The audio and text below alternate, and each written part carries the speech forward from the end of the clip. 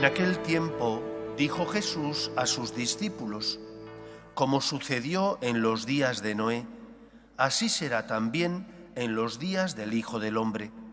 Comían, bebían y se casaban, hasta el día en que Noé entró en el arca. Entonces llegó el diluvio y acabó con ellos. Lo mismo sucedió en tiempos de Lot. Comían, bebían, compraban, vendían, sembraban, construían. Pero el día que Lot salió de Sodoma, llovió fuego y azufre del cielo y acabó con ellos. Así sucederá el día que se manifieste el Hijo del Hombre. Aquel día, si uno está en la azotea y tiene sus cosas en casa, que no baje por ellas. Si uno está en el campo, que no vuelva. Acordaos de la mujer de Lot. El que pretenda guardarse su vida la perderá, y el que la pierda la recobrará. Os digo esto: aquella noche estarán dos en una cama, a uno se lo llevarán y al otro lo dejarán. Estarán dos moliendo juntas, a una se la llevarán y a la otra la dejarán. Ellos le preguntaron: ¿dónde, Señor? Él contestó: donde se reúnen los buitres, allí está el cuerpo. Palabra del Señor. Gloria a ti, Señor Jesús. Un cristiano tiene que vivir de la certeza de que Dios le ama. Esa es la experiencia que todos tenemos. Hay momentos de la vida donde no comprendes los planes de Dios y donde la voluntad del Señor incluso puede ser difícil de vivir, porque te exige subir a la cruz. Subir a la cruz puede ser afrontar tu enfermedad. Subir a la cruz puede ser poner la otra mejilla. Subir a la cruz puede ser entregarte para ser más generoso con los demás. Y todo eso supone esfuerzo, negación a uno mismo, en definitiva, sacrificio. Pero la experiencia del cristiano debe consistir en que hemos sentido el amor de Dios y que hemos experimentado que Él nos ama, aunque a veces, por seguirle, tengamos también que subir a la cruz o entregarnos a nosotros mismos.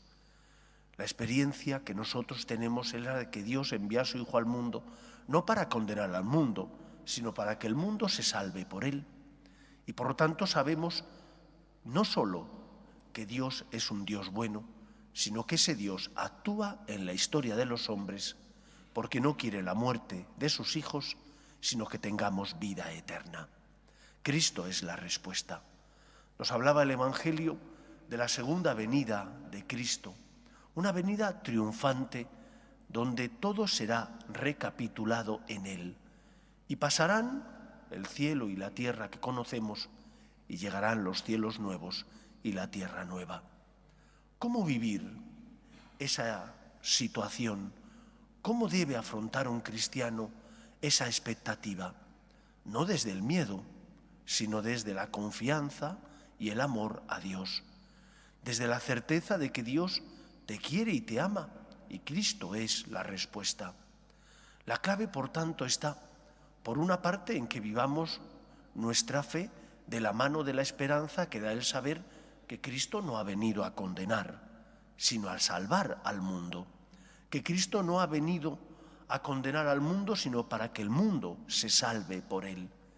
Y en segundo lugar, recordar la frase que decía hoy Jesús en el Evangelio: el que quiera salvar su vida, la perderá. Pero el que la pierda por mí y por el Evangelio, la encontrará, la salvará. ¿Cómo estás viviendo?